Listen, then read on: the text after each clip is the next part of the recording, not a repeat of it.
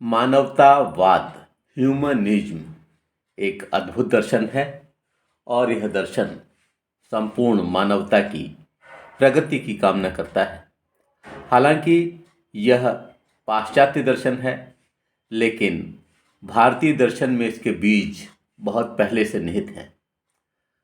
इसीलिए भारत यह उद्घोष कर सका कि सर्वे भवन्तु सुखिनः, सर्वे सन्तु निरामया, सर्वे भद्राणि पश्यन्तु, माँ कश्चित् दुख भाग भवेत्। इस तरह के श्लोक का आना मानवतावादी तथ्यों को संपोषण प्रदान करता है। हमारे एक विशिष्ट संत स्वामी विवेकानंद जी ने भी कहा कि मानवतावाद मनुष्य के विकास के समस्त अवयवों का अंतिम लक्ष्य है। क्या है मानवतावाद और किस तरह की पृष्ठभूमि से इसका विकास हुआ, आइए इस पर विचार करते हैं। मानवतावाद का उद्भव एक विशेष प्रकार की मानव स्थिति की अनुभूति पर निर्भर है तथा वह अनुभूति इस मानवीय संवेदना की है जिससे आधुनिक काल का मानव घिरा है। विज्ञान एवं टेक्नोलॉजी की प्रगति से युक्त मानसिकता, विज्ञान की मानकीकरण की विकृति, विश्व युद्ध की विभीषिकाओं की स्पष्ट अनुभूति, मानव के संतरास, कुंठा, निराशा, चिंता, अकेलापन व नीरसता की स्पष्ट अनुभूति, इसकी पृष्ठभूमि में मानवतावादी दृष्टि सर्जित होती है। प्रोटागोरस ने 480 से 490 ईसा पूर्व कहा, मानव सभी बातों का मापदंड है, जो है वह वास्तविक है और जो नहीं है वह वास्तविक नहीं है। Man is the measure of all things, of what is that it is, of what is not that it is not. कहने का मतलब यह है कि जब विश्व युद्ध की विभीषिका से हम गुजर रहे थे तो हम ये सोचने पर विवश हो गए कि यहाँ पर मानव के अस्तित्व के ऊपर ही संकट आ गया है, और जब हमने इस पर विचार मंथन किया तब यह निकल करके आया कि मानवतावाद ही हमें इस तरह के दुष्कृत्यों से बचा सकता है। मानवतावाद का आशय उस वाद से है जिसमें मनुष्य के अस्तित्व को स्वीकार किया गया है। इसमें मानव ही सब कुछ है, वह किसी का प्रतीक मात्र नहीं है, उसकी वैयक्तिकता पहचानी जा सकती है। डॉक्टर राधाकृष्णन ने ऑक्सफोर्ड में अपने एक भाषण में कहा था, man has become the philosopher of man, a new humanism is on the horizon, but this time it embraces the whole of mankind. Doctor Radhakrishnan, मनुष्य का दार्शनिक हो गया है, एक नया मानवतावाद क्षितिज पर उदीयमान है, किंतु इस बार वह संपूर्ण मानवता को अपने में समेटे हुए है। मानवतावाद संबंधी विचारधारा अनेक पाश्चात्य व भारतीय दार्शनिकों के चिंतन पर का विषय रही है। डॉक्टर राधाकृष्णन, जाकिर हुसैन, जवाहरलाल नेहरू, विवेकानंद, रविन्द्रनाथ टैगोर सभी इसका समर्थन करते दिखते हैं। यह दर्शन मानवता को दर्शाता है और भारतीय दार्शनिक तो वैसे भी मानवता के पोषक रहे हैं। मानवतावादी दर्शन वह दर्शन है जो मनुष्य को सर्वोपरि मानता है। उनके अनुसार मनुष्य ही इस संसार का केंद्र बिंदु है, वह अपने भाग्य का निर्माण खुद करता है। ब्रह्मवादियों तथा निरपेक्षवादियों के अनुसार ब्रह्म कोई अतिरिक्त या पारलौकिक सत्ता नहीं है, यह मनुष्य के स्वरूप का ही एक आयाम है। वर्तमान में मानव पहचान की जो बेचैनी है, उसके बीज इतिहास के अकुलाहट युक्त पृष्ठों के बीच छिपे हैं। इतिहास भी समस्त सृजन में मानव की भूमिका को नज़रअंदाज करने के पक्ष में नहीं है।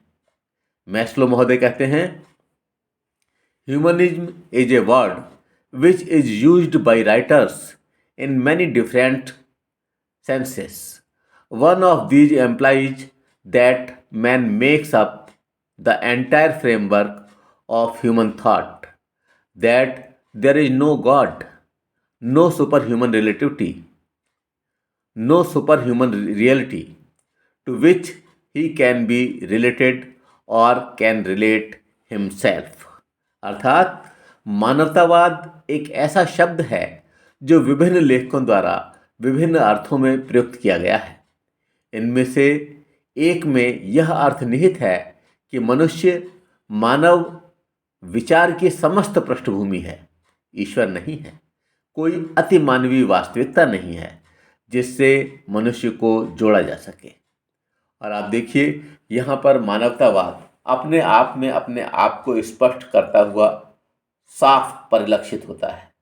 यह मानवतावाद यथार्थ की भूमि पर उद्भवित है और इसमें मानव के विकास के, मानव के संरक्षण के, मानवीय इच्छाओं को आधार देने के और मानव के अस्तित्व को स्वीकारने के समस्त बीज निहित हैं। इसलिए यह इस बात को स्वीकार करता है कि कोई भी ऐसी सत्ता नहीं है जो पारलौकिक है, जो ईश्वरीय है। ये कहते हैं कि मनुष्य मानव विचार की समस्त पृष्ठभूमि है और कोई भी अति मानवीय वास्तविकता नहीं है। आइए अब विचार करते हैं वैज्ञानिक मानवतावाद पर, साइंटिफिक ह्यूमनिज्म पर। वैज्ञानिक मानवतावाद जीवन के प्रति मानव केंद्रित दृष्टिकोण है। वैज्ञानिक मानवतावाद सृष्टि के प्रति उसके दृष्टिकोण एवं जीवन के लक्षण तथा मान्यताओं, सत्य के स्वरूप आदि के संबंध में विशिष्ट दृष्टिकोण प्रस्तुत करता है। नेहरू जी ने मानवतावाद एवं वैज्ञानिक प्रवृत्ति के बीच के संश्लेषण को वैज्ञानिक मानवता का दर्जा प्रदान किया था। वैज्ञानिक मानवतावादी सृष्टि को भ्रम न मानकर सत्य व विभिन्न संभावनाओं से युक्त मानते हैं। वैज्ञानिक मानवतावाद एक ऐसा दृष्टिकोण है जो केवल वैज्ञानिक या केवल मानवीय नहीं है। वैज्ञानिक मानवतावाद जीवन के प्रति मानव केंद्रित दृष्टिकोण है। इस संबंध में साबिरा जैदी कहती हैं, it affirms in a resounding voice the dignity and value of man and asserts unequivocally that human happiness is the highest goal of all social reforms. यह मनुष्य की गरिमा व मूल्य की ध्वनि को पुनः गुंजरित करता है और मानता है कि सभी समाज सुधारकों के लिए मनुष्य का सुख ही सर्वोच्च भद्र या शिव है।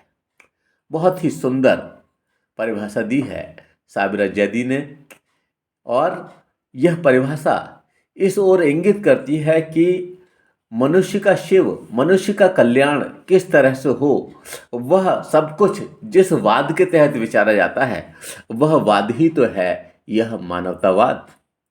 वैज्ञानिक मानवतावाद की शैक्षिक मान्यताएं, educational premises of scientific humanism. आप देखिए इसकी जो शैक्षिक मान्यताएं हैं उसमें पहला बिंदु है शिक्षा अत्यंत महत्वपूर्ण।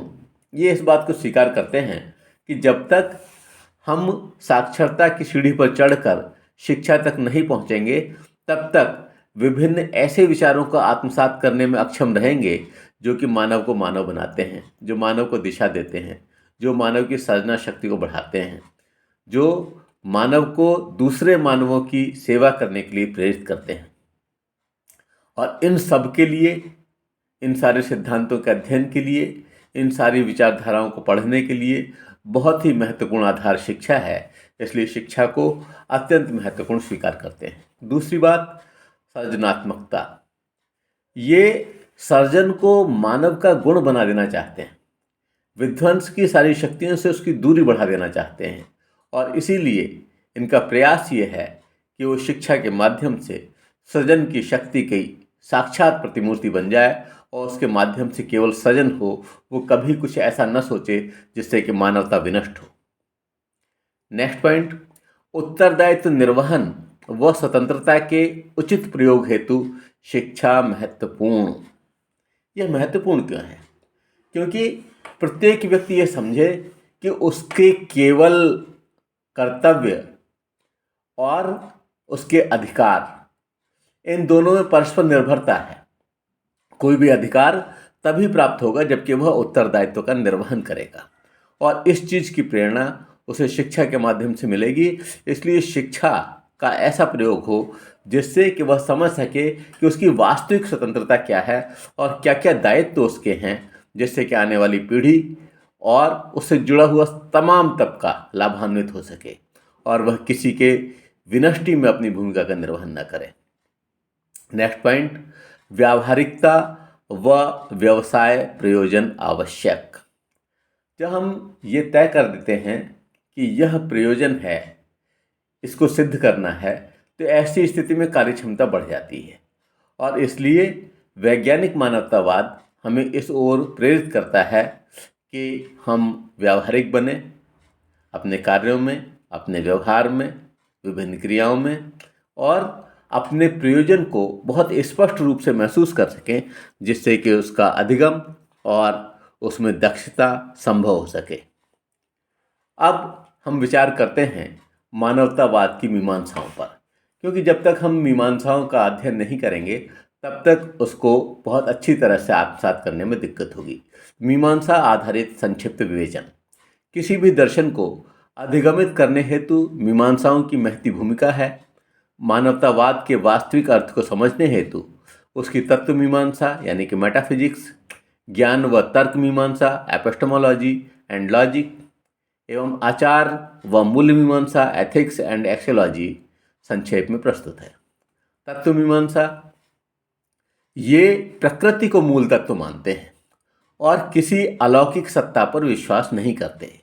भौतिक जगत को सत्य मानते हुए मनुष्य को प्रकृति की श्रेष्ठतम रचना स्वीकार करते हैं। ये कह रहे हैं कि सबसे श्रेष्ठ रचना जो है वह मानव है और मानव अपने आप को श्रेष्ठतम मानते हुए अपने सारे कृत्यों को इस तरह से करे जिससे कि वह इस श्रेष्ठता को स्थापित भी कर सके। और इसलिए ये किसी ईश्वरीय सत्ता में चूंकि विश्वास नहीं करते, इसलिए प्रकृति को ही ये मूल तत्व मानते हैं।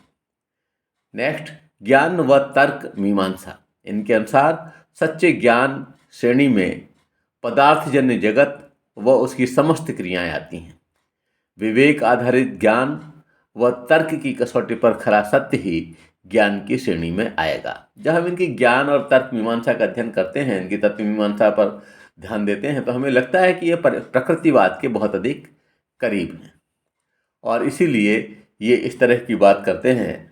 और इन्होंने पदार्थजन्य जगत व उसकी समस्त क्रियाओं की जो बात की है वह भी उन्हीं से मेल खाती है। अब अगली मीमांसा है आचार व मूल्य मीमांसा। मानवतावादियों की बड़ी संख्या प्रेम, सहयोग, सहानुभूति, सुंदरता, सामाजिक समानता, न्याय आदि को आचरण में उतारने व मूल्य के रूप में स्वीकारने की बात करते हैं। इनके अनुसार संपूर्ण मानवता की भलाई सबसे बड़ा मूल्य है, यानी वही सबकी भलाई, संपूर्ण मानवता की भलाई को ये सबसे बड़ा मूल्य स्वीकार करते हैं। और वही हम भी स्वीकार करते हैं कि सर्वे भवन्तु सुखिनः सर्वे सन्तु निरामया सर्वे भद्राणि पश्यन्ति माँ कश्चित् दुख भाग भवेत्। यही बात इनकी आचार और मूल मीमांसा का आधार है। मानवतावाद की प्रमुख विशेषताएं। Chief characteristics of humanism. इसमें पहली बात है कि यह संसार सत्य है, भ्रम नहीं। यह निरंतर विकास की असीम संभावनाओं से युक्त है। ये कह रहे हैं कि आपको किसी भी पारलौकिक सत्ता पर या पलायनवादी दृष्टिकोण पर विश्वास नहीं करना है। यह संसार सत्य है और इसमें कहीं कोई भ्रम नहीं है। इसमें विकास की असीम संभावनाएं हैं। दूसरी बात, मानव सेवा हेतु मानवतावाद का अभ्युदय हुआ है, मानव की सेवा के लिए। और तीसरी बात, मानव शक्तिशाली है, वह अपनी समस्याओं को सुलझाने में सक्षम है। ये सारे बिंदु ऐसे हैं जो कि शब्दों से ही अधिगमित हो रहे हैं। मानव एक सृजनात्मक जीव है। नेक्स्ट, मानव असीम प्रगति उन्मुख संभावनाओं से युक्त है और अपने भाग्य का निर्माता है। इसीलिए किसी ने कहा कि ब्रह्मा से कुछ लिखा भाग्य में मनुज नहीं लाया है, उसने जो कुछ पाया निज भुजबल से पाया है। और इसीलिए यहाँ पर भी इन्होंने यही कहा कि वह खुद अपने भाग्य का निर्माता है और असीम प्रगति उन्मुख संभावनाओं से युक्त है। नेक्स्ट बात, मानवतावाद का मानव शिवम व सुंदरम की धारणा से युक्त है। सातवां बिंदु, मानवतावाद मानव को सबसे गुण युक्त स्वीकार करता है। वो कह रहे हैं ये सारे के सारे जो क्रिएचर्स हैं इसमें सबसे ज़्यादा गुण इस मानव में ही हैं और यह प्रकृति की श्रेष्ठतम रचना है। नेक्स्ट, यह संस्कृति का पुनः जागरण करना चाहता है तथा यह मानवीय संस्कृति के पुनरुद्धार हेतु विश्व रंगमंच पर अवतरित हुआ है। मानवतावाद इस तरह का इज्म है जो कि पुनः मानव की सत्ता की स्थिति को और अधिक स्थायित्व प्रदान करना चाहता है। यह चाहता है कि मानव अपने आप में किसी तरह का भेद न रखें और संस्कृति का पुनः जागरण हो जाए जहाँ पर सह अस्तित्व की भावना का विकास हो। अगला बिंदु, यह वाद विकासोन्मुखता पर विश्वास करता है और मानव को इस हेतु विवेक युक्त प्राणी स्वीकार करता है। विवेक युक्त प्राणी सबसे कीमती बात है। यह विवेक युक्त प्राणी मानता है मानव को और शिक्षा को इसी दिशा में कार्य करना चाहिए जिससे कि शिक्षा ग्रहण करने के बाद प्रत्येक मनुष्य विवेक से भी युक्त हो जाए। नेक्स्ट, मानवतावाद मानवीय प्रकृति को लचीला, परिवर्तनशील व सहयोगी मानता है। ये प्रमुख विशेषताएं थी मानवतावाद की। अब मानवतावादी शिक्षा का उद्देश्य क्या है इस पर विचार करते हैं।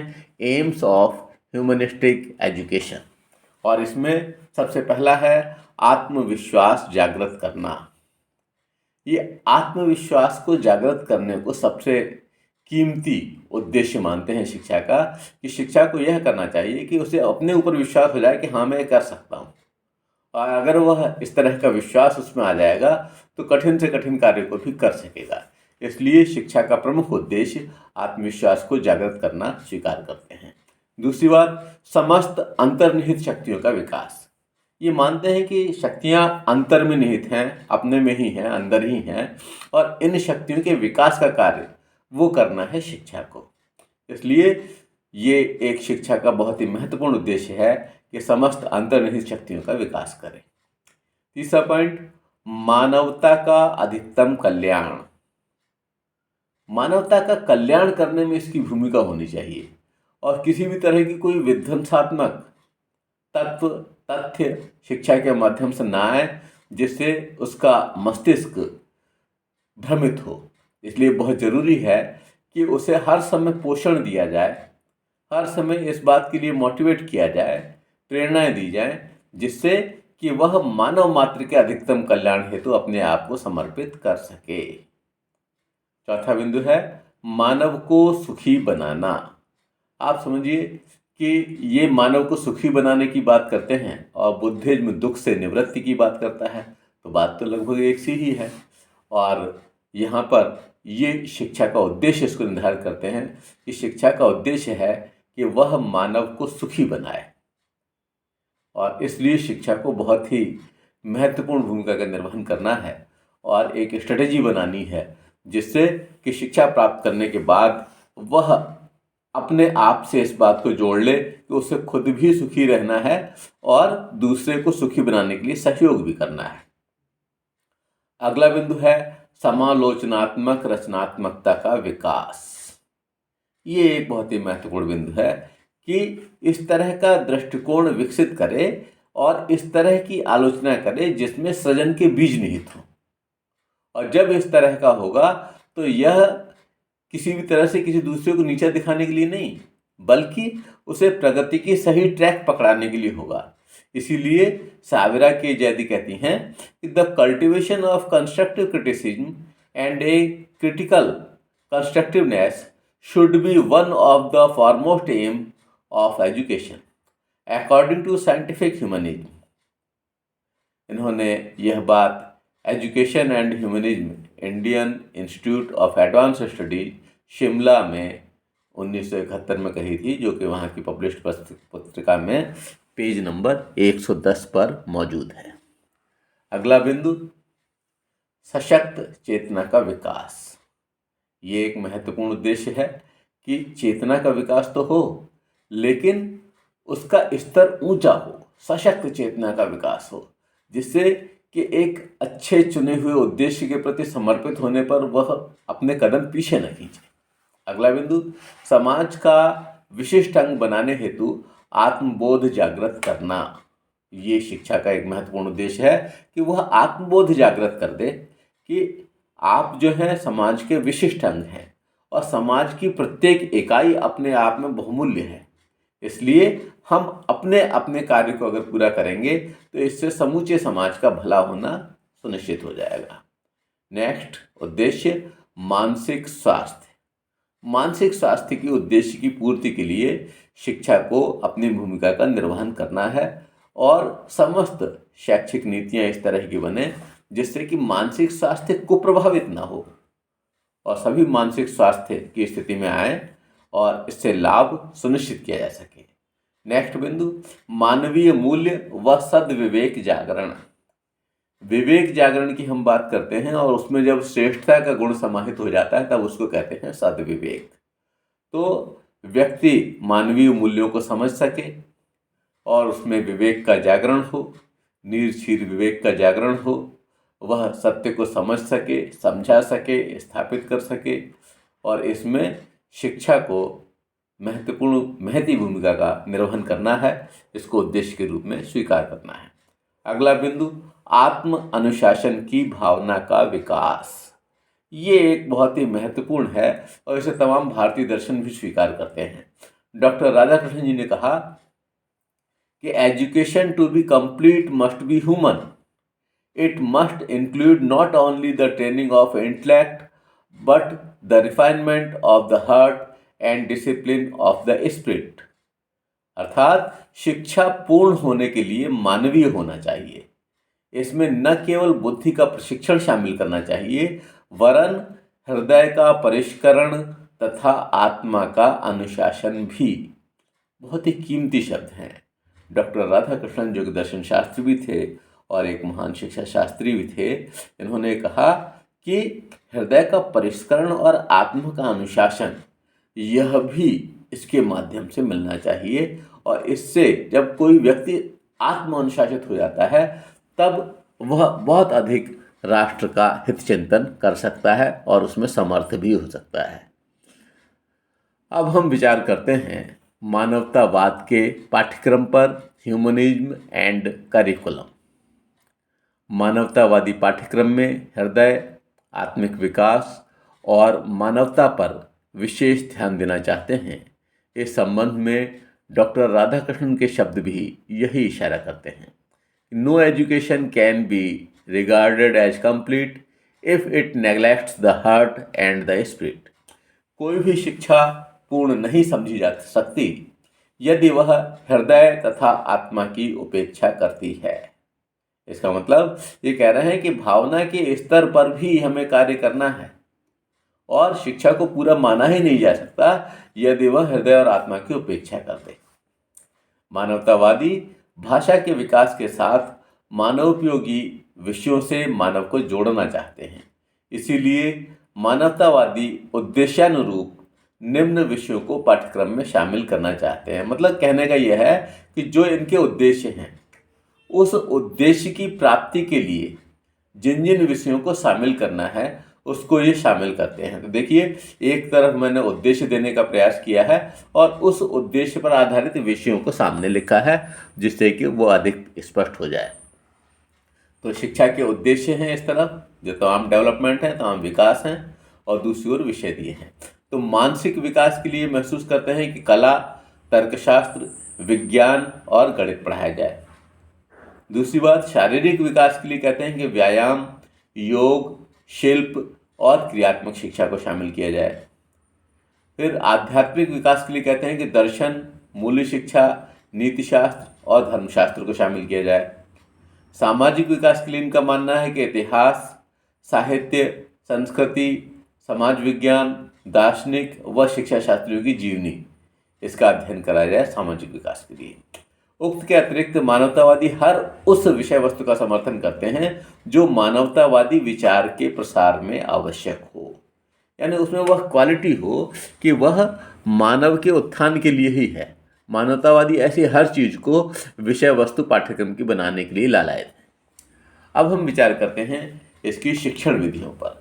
टीचिंग मेथड्स, ये जीवन से संबंधित व्यक्तिगत विभिन्नताओं को ध्यान में रखकर सक्रिय भागीदारी सुनिश्चित करते हुए अधिगम कराना चाहते हैं। इसीलिए तर्क विधि, प्रश्नोत्तर विधि, समस्या समाधान विधि, वाद विवाद विधि पर विशेष जोर देते हैं। ये उच्च मानवीय संवेदना को समेटे हुए इंद्रिय अनुभूत ज्ञान को भी विवेक और तर्क की कसौटी पर परखने के बाद आत्मसातीकरण की प्रेरणा देते हैं। ये कहते हैं कोई भी सत्य तब सत्य है जबकि कसौटी पर खरा उतरे, और इसीलिए कोई भी ज्ञान हो उसे ऐसे ही सहज स्वीकार न कर लिया जाए, बल्कि तमाम विधियों के द्वारा उसे अधिगमित कराया जाए और विद्यार्थी भी इस तरह के बन सकें जिससे कि वह स्वयं तथ्यों को लॉजिक या तर्क की कसौटी पर कस सकें। अब हम विचार करते हैं मानवतावाद व शिक्षक, ह्यूमनिज्म एंड टीचर। मानवतावादी चाहते हैं कि शिक्षण कार्य उन लोगों को मिले जो मानवीय दृष्टिकोण पर बल देने वाले हों। जैसा कि ब्रूवेकर ने कहा कि humanism emphasis human nature and the human point of view. मानवतावाद मानव स्वभाव एवं मानवीय दृष्टिकोण पर बल देता है। इसलिए ऐसा ही व्यक्तित्व होना चाहिए जो कि मानवीय दृष्टिकोण का समर्थन करे और संपूर्ण मानवों के उत्थान के लिए कार्य करे, मानवतावाद के समर्थन में कार्य करे। मानवतावादी शैक्षिक उद्देश्यों की प्राप्ति हेतु अध्यापक क्रांतिकारी मानवतावादी हो एवं निम्न गुणों से युक्त हो, ऐसा मानते हैं। कौन कौन से गुण हैं? पहला है कि शिक्षक शिक्षण जैसे महान दायित्व बोध में सक्षम हो। यदि वो सक्षम हो तभी उसको शिक्षक बनाया जाए, क्योंकि यह एक बहुत बड़ा दायित्व बोध है कि जो कुछ भी अब तक खोजा गया है उसको दूसरे के मस्तिष्क के द्वारा अधिगमित करा दे। दूसरी बात, अध्यापक का दूसरा गुण कहते हैं कि वो अपने क्षेत्र का विद्वान हो। जिस विषय का वो है उस विषय पर उसकी पकड़ होनी चाहिए। तीसरी बात, मानसिक, आध्यात्मिक, शारीरिक, आंतरिक आदि विविध शक्तियों के सम्यक विकास हेतु महत्वपूर्ण भूमिका निर्वहन के योग्य हो। यानी मानसिक भी, आध्यात्मिक भी, शारीरिक भी और आंतरिक भी, ये सब होगा तभी जबकि स्वयं उसका व्यक्तित्व इस तरह का दिखाई पड़ेगा, तब वह शब्दों के माध्यम से भी और शारीरिक संकेतों के माध्यम से और अपने कार्य अपने व्यवहार के माध्यम से भी किसी चीज को अधिगमित कराने में सक्षम होगा। और इस तरह के अध्यापक को ही चाहते हैं कि वह कार्य करें। अगला बिंदु है मनोवैज्ञानिक आवश्यकताओं को समझकर विकास का पथ प्रशस्त करने वाला हो। वो समझ सके बच्चों को देख करके कि इसकी आवश्यकता क्या है, इसको किस तरह की ट्रीटमेंट की आवश्यकता है, किस तरह से अधिक अधिगम होगा, वह उस तरह के मनोवैज्ञानिक पकड़ उसकी होनी चाहिए। अगला बिंदु, सकारात्मक विकास व प्रेरणा देने में सक्षम हो। आप समझिए बहुत सारा कार्य तो मोटिवेशन से हो जाता है, प्रेरणा से हो जाता है, इसलिए वो बच्चों को दिखा सके सपने कि हाँ ये आपके लक्ष्य हैं, आप इनको प्राप्त करने के लिए आगे बढ़ें, और उसके लिए वह उन्हें मोटिवेट भी करे कि हाँ आप सक्षम हो, कर सकते हो। इतना कहने के बाद ही उसमें बहुत बड़ी ताकत आ जाती है। तो सकारात्मक विकास व प्रेरणा देने में सक्षम व्यक्ति को ही अध्यापक बनाया जाना चाहिए, ऐसा ही मानते हैं। अब हम विचार करते हैं कि शिक्षार्थी किस तरह का हो। मानवतावाद व शिक्षार्थी, ह्यूमनिज्म एंड स्टूडेंट, ये शिक्षार्थियों की स्वतंत्रता व व्यक्तित्व का आदर करते हैं तथा शिक्षक व शिक्षार्थी के बीच शासक व शासित जैसे संबंधों के घोर विरोधी हैं। मानवतावादी प्रेम व सहयोग आधारित संबंधों की उम्मीद रखकर अध्यापकों से मानवतावादी दृष्टिकोण की अपेक्षा करते हैं और चाहते हैं कि वे अपने बालकों को भय, द्वंद्व व तनाव से दूर रखें। इससे विद्यार्थियों में मानवीय गुणों का विकास किया जा सकेगा। उन्होंने कहा कि अधिगम के विस्तारित करने के लिए हम भय का सहारा न लें, बल्कि प्रेम और सहानुभूति का सहारा लें, और विद्यार्थी इस तरह का हो जिससे कि वह भी इस तथ्य को स्वीकार करे कि उसे मानवीय गुणों की आवश्यकता है एक अच्छा नागरिक बनने के लिए भविष्य में। और इन्होंने शिक्षा के और पक्षों पर भी ध्यान दिया। वो अन्य पक्ष हैं जन शिक्षा। ये जन शिक्षा, जो लोग पढ़ाई नहीं हो पाई है, किसी वजह से छूट गई है और वे अपने आप को शिक्षा से नहीं जोड़ पाए हैं, उन सबको शिक्षा की धारा में लाना चाहते थे और जो भी आवश्यक चीज़ें हैं उन सभी से इन सबको जोड़ना चाहते थे। और ये कहते हैं कि शिक्षा तो मनुष्य का मूल अधिकार है, इसीलिए सभी को एक स्तर तक की शिक्षा तो निःशुल्क देने के पक्ष में थे ये। दूसरी बात है स्त्री शिक्षा। ये चाहते हैं कि कोई भेदभाव न किया जाए, पुरुष और स्त्री करके इस तरह कोई भेदभाव न हो, दोनों को समान शिक्षा की व्यवस्था की जाए और दोनों की प्रगति के सोपान तय किए जाएं। तीसरी बात ये कहते हैं कि व्यावसायिक शिक्षा। मानवतावादी मनुष्य मात्र को भौतिक दृष्टि से सुखी देखना चाहते हैं, संपन्न देखना चाहते हैं, इसलिए चाहते हैं कि वोकेशनल एजुकेशन दी जाए जिससे कि वह अपना व्यवसाय कर सके, अपने पैरों पर खड़ा हो सके और अर्थ जब उसकी ओर केंद्रित होगा तो तमाम भौतिक सुविधाएं और भौतिक लाभ उसको मिल जाएंगे। अगली बात ये कहते हैं धार्मिक शिक्षा। ये कहते हैं कि धर्म जो सच्चा है उससे परिचित कराया जाए। इस आधार पर किसी का शोषण नहीं होना चाहिए, किसी को इस आधार पर डराया नहीं जाना चाहिए, किसी को इस आधार पर धमकाना नहीं चाहिए। उसको सही अर्थों में धर्म क्या है वह बताना चाहिए। और इसलिए ये धार्मिक शिक्षा के भी पक्षधर हैं, लेकिन वह किसी के शोषण का आधार न बने। अगली बात यथार्थ शिक्षा। ये चाहते थे कि वास्तविक शिक्षा हो, वो ऐसी शिक्षा न हो जो कि अंततः किसी उद्देश्य तक नहीं पहुंचती या जिसको लॉजिक के द्वारा स्पष्ट नहीं किया जा सके या जिसे तर्क की कसौटी पर कसा न जा सके। ऐसी शिक्षा ये नहीं चाहते थे और इस तरह की शिक्षा से ये सभी को जोड़ना चाहते थे। अब हम विचार करते हैं इसके मूल्यांकन पर। वास्तव में मानवतावाद एक बहुत ही महत्वपूर्ण दर्शन था और इसने मानवता के संपोषण के समस्त बीज इसमें निहित थे, लेकिन फिर भी यह उतनी अच्छी तरह से स्थापित नहीं हो पाया। तो क्या क्या बातें रही, आइए विवेचना करते हैं। मानवतावाद शिक्षा द्वारा मानव को मानवता का पाठ पढ़ाकर श्रेष्ठ नागरिक बनाना चाहता है। यह संपूर्ण मानवता को एक मानकर मनुष्य को विश्व का मूलभूत बिंदु व केंद्र मानता है। यह धर्म, जाति, राज्य, समाज किसी का भी विरोधी नहीं है। यह मात्र मानव को अलग करने वाली संकीर्णताओं का विरोध करता है। यह विध्वंसक आयुधों को उचित नहीं समझता जिसने मानव मात्र के समक्ष अस्तित्व का खतरा पैदा कर दिया है। आप समझिए कि मानवतावाद कहीं किसी ऐसी चीज का विरोध नहीं करता जो मानवता के हित में है, जो मानवता के हित में नहीं है ऐसी ही चीजों का विरोध करता है। ये तर्क को ज्ञान का आधार मानते हैं। इनके पाठ्यक्रम, शिक्षक, शिक्षार्थी, शिक्षण विधि, विद्यालय आदि के विचारों का मूल मंतव्य मूल्य आधारित मानवीय गंतव्य निर्धारित करना है। व्यक्तिगत भिन्नता, जन शिक्षा, समान शिक्षा, मूल्य आधारित शिक्षा, तर्क शक्ति उन्नयन, सृजनात्मकता उन्नयन संबंधी विचार स्वागत योग्य हैं, लेकिन धर्म की जगह धार्मिक संकीर्णताओं से दूर रहने की प्रेरणा दी जानी चाहिए। जहाँ पर ये कहा जा रहा है कि आप धर्म का अवलंब न लें, वो न कह करके ये कहना चाहिए कि धार्मिक संकीर्णताओं से आप अपने आप को बचाएं और दूर रहें, रूढ़ियों से बचें।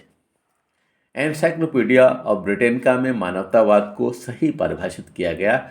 इस आधार पर कहा जा सकता है कि humanism is the attitude of mind which attach primary importance to mean and to his faculties, affairs, temporal aspiration and wellbeing.